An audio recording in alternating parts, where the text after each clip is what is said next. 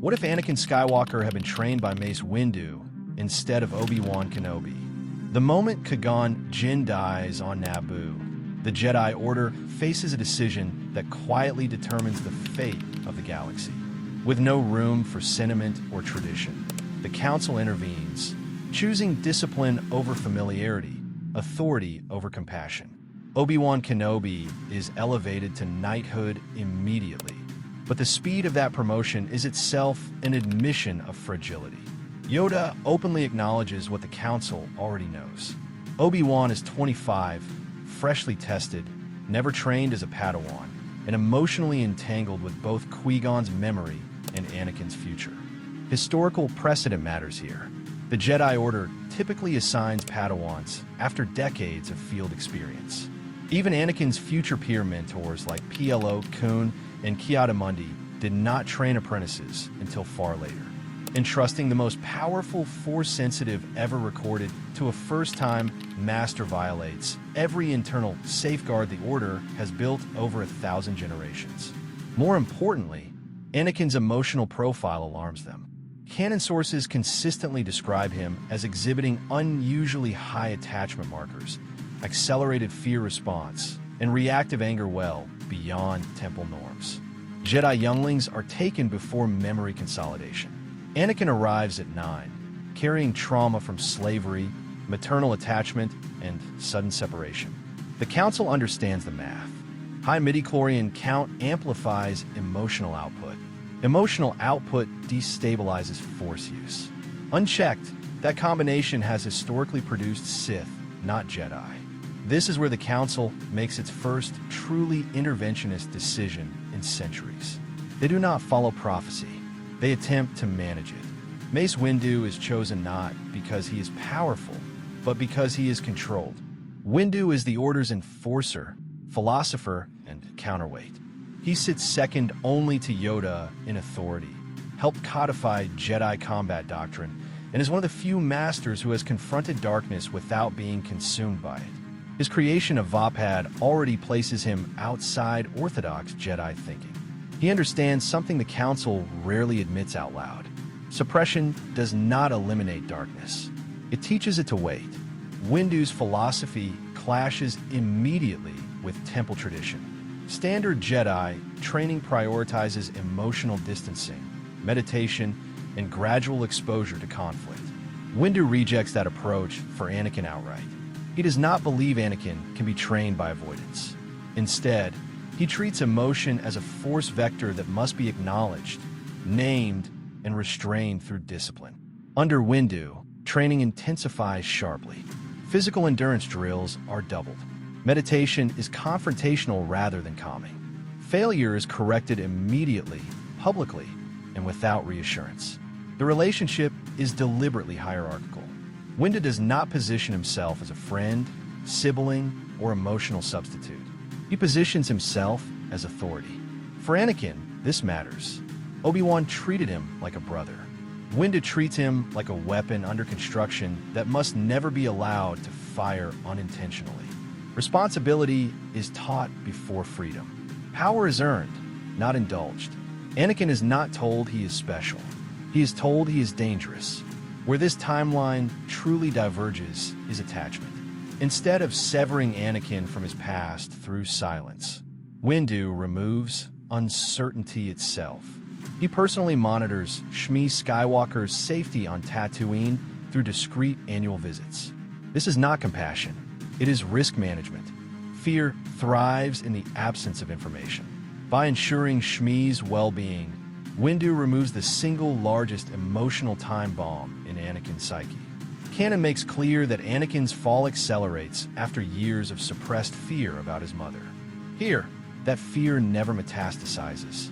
Windu goes further. He negotiates with Tusken Raider leaders, neutralizing the conditions that would have led to Shmi's death. This removes the event that, in canon, triggers Anakin's first mass killing.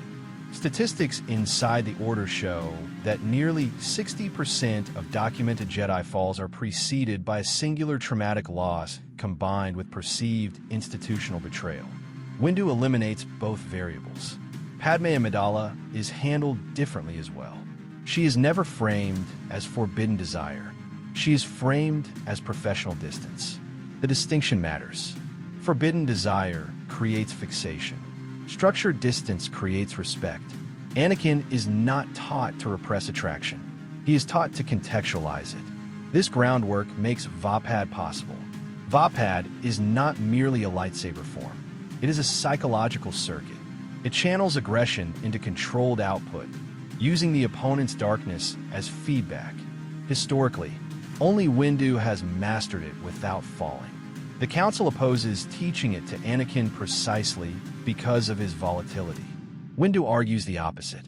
Anakin's conflict makes him uniquely compatible. He does not lack darkness. He lacks control. Training is brutal. Anakin is pushed to feel anger, frustration, and fear without release. He learns to experience emotion without acting on it. Over time, measurable changes appear. His force output stabilizes under stress. His combat efficiency increases without corresponding aggression spikes. The purple lightsaber he eventually wields is not rebellion.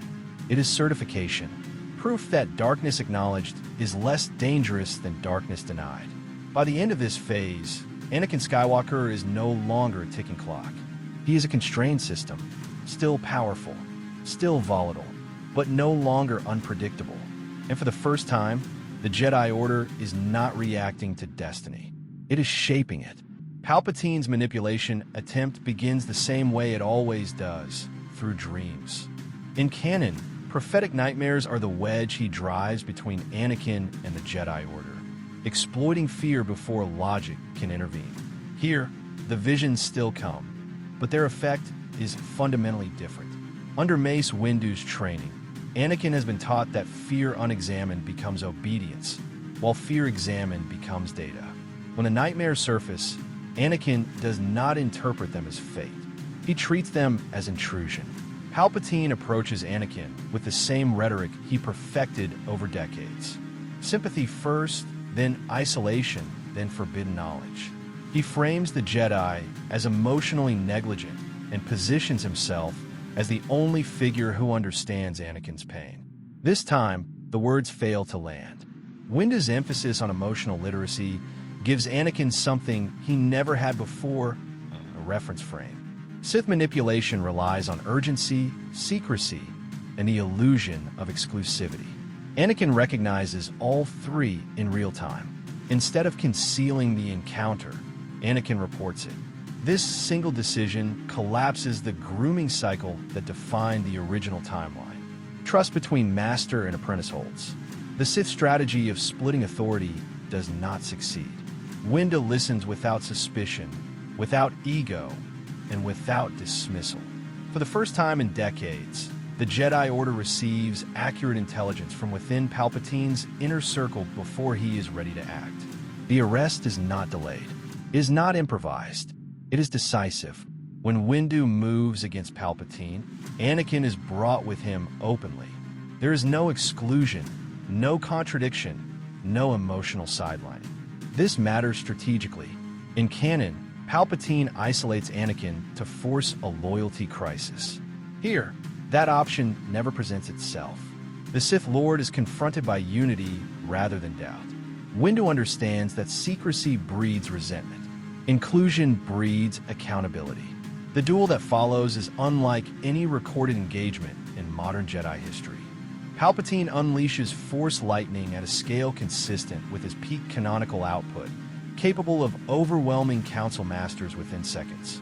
Anakin does not panic.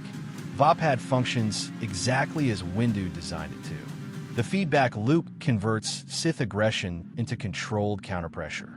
Anakin absorbs the attack without collapse, anchoring himself through discipline rather than desperation. Two purple blades enter the fight, not as symbolism, but as mechanics.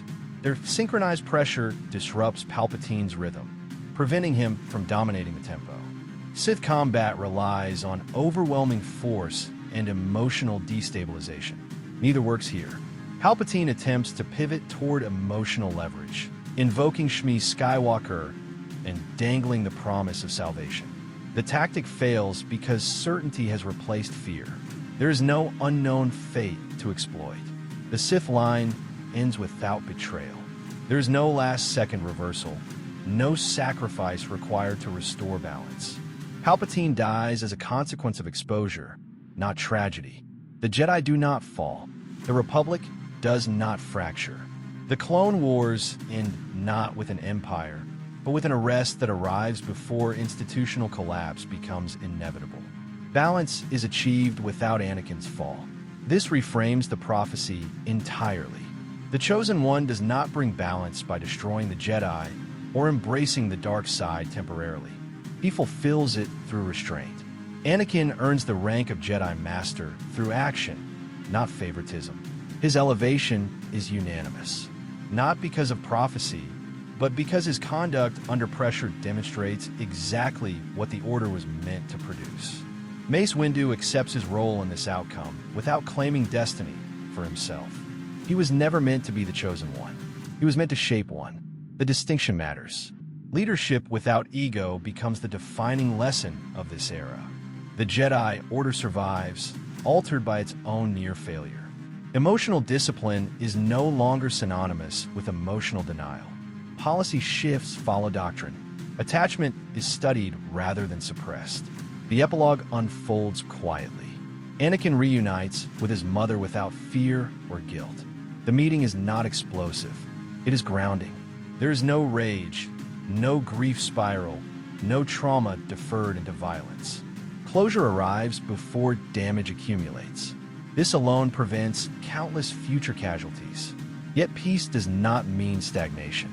In the shadows of Coruscant, a new threat consolidates. Crimson Dawn rises not through ideology, but through power vacuums left behind by war. Its leadership is colder, more pragmatic, and unconcerned with prophecy. At its center stands Darth Maul, no longer a blunt instrument of Sith ambition, but a destabilizing force operating beyond the old binary. This time, Anakin Skywalker steps forward not as a weapon, but as a guardian. Balanced, aware, and unbroken, he faces the future without fear of himself.